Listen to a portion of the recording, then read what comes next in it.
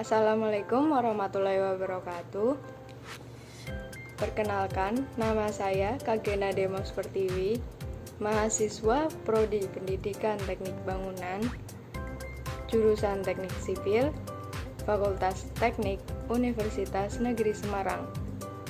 Di video ini, saya akan mendemonstrasikan cara mengajar pada siswa SMK, khususnya Prodi Bangunan, untuk kelas 10 dalam mata pelajaran Mekanika Teknik.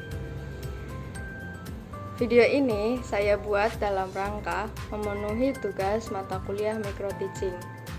Selamat menyaksikan. Selamat pagi anak-anak. Sebelum kita memulai pertemuan mata pelajaran Mekanika Teknik hari ini, marilah kita berdoa menurut agama dan kepercayaan masing-masing. Berdoa mulai.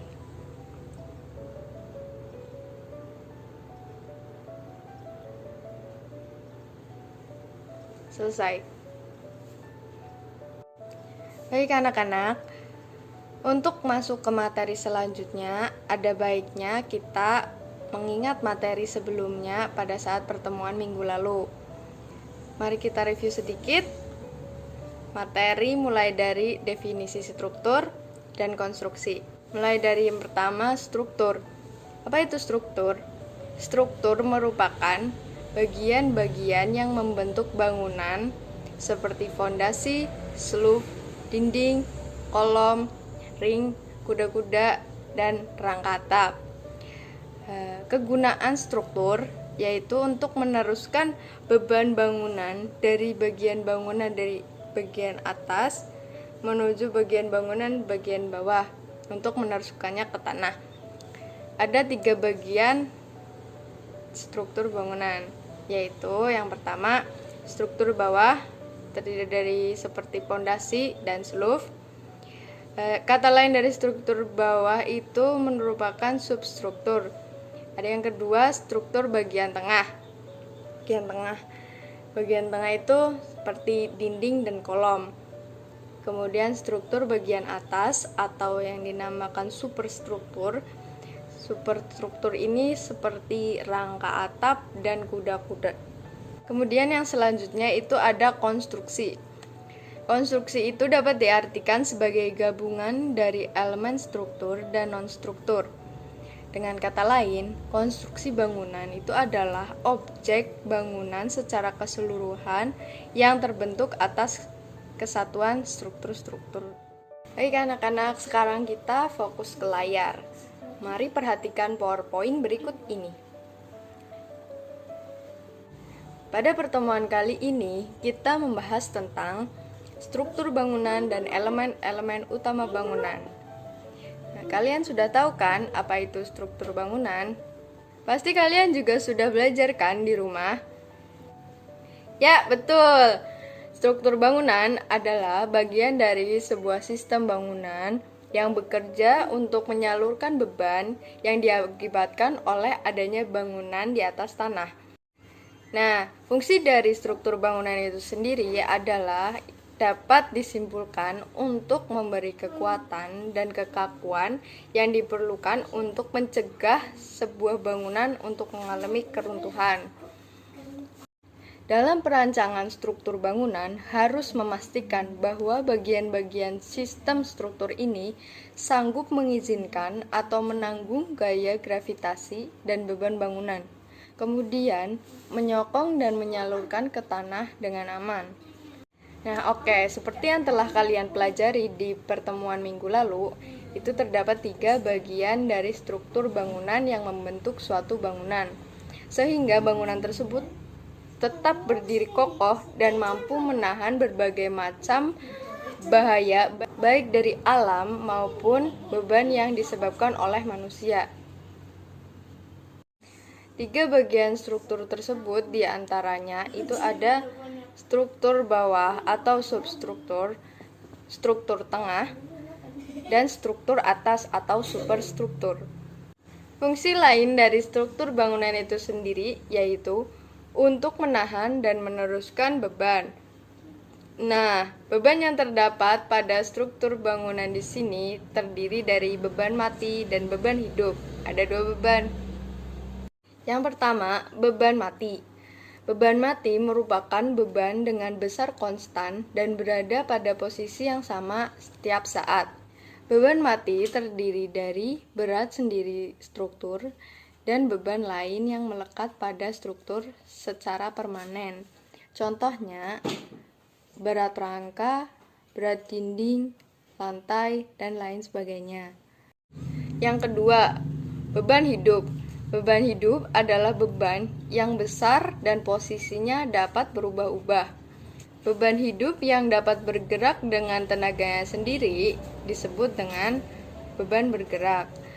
Seperti contohnya itu beban angin, hujan, gempa, tekanan tanah, atau air. Sampai di sini paham? Selanjutnya kita membahas tentang elemen-elemen struktur. Ya, saya sudah menyajikan garis besar materi yang akan kita bahas, seperti pada bagian berikut ini. Elemen-elemen struktur ada 3 bagian. Yang pertama, berdasarkan geometrinya. Yang kedua, berdasarkan susunan elemennya. Dan yang ketiga, ada berdasarkan kekakuannya. Untuk yang pertama, berdasarkan geometrinya itu ada 2, yaitu elemen garis dan elemen permukaan. Untuk yang kedua, berdasarkan susunan elemennya itu terdiri dari sistem satu arah dan sistem 2 arah. Kemudian, untuk yang ketiga, berdasarkan kekakuannya ada elemen kaku dan elemen fleksibel. Masuk ke bagian pertama, berdasarkan geometrinya. Ada elemen garis, klasifikasi elemen yang panjang dan langsing dengan potongan melintangnya yang lebih kecil dibandingkan ukuran panjangnya. Elemen garis dibedakan menjadi elemen lurus dan elemen melengkung. Yang satu lagi ada elemen permukaan. Klasifikasi elemen yang ketebalannya lebih kecil dibandingkan dengan ukuran panjangnya. Elemen datar dapat berupa dataran atau lengkungan. Kemudian elemen lengkung bisa berupa lengkung tunggal ataupun lengkung ganda. Ya, berikut merupakan contoh gambar dari elemen garis dan elemen permukaan. Yang kedua, berdasarkan susunan elemen. Ada 1 arah, ada 2 arah. Untuk yang 1 arah itu sebuah balok yang terbentang pada 2 titik tumpuan. Contohnya itu balok 1 arah, kemudian plat 1 arah.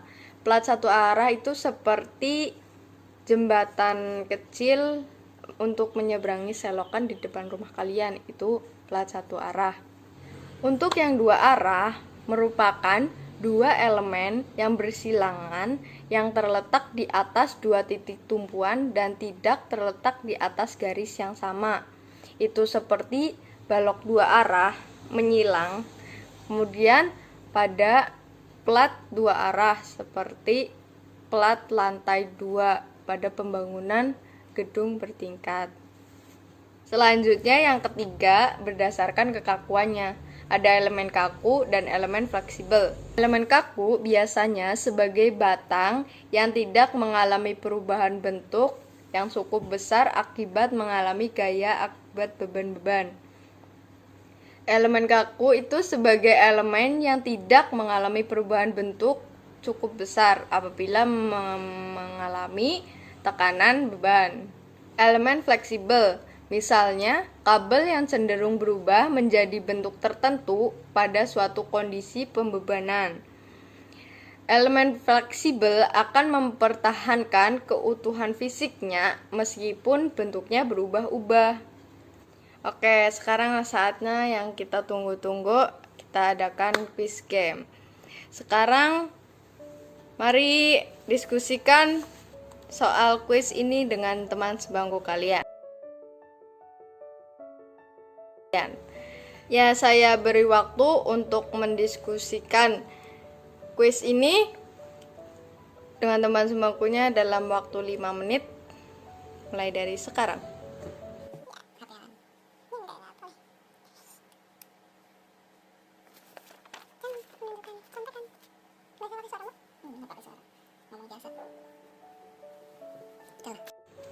Ya, waktunya sudah habis ya anak-anak.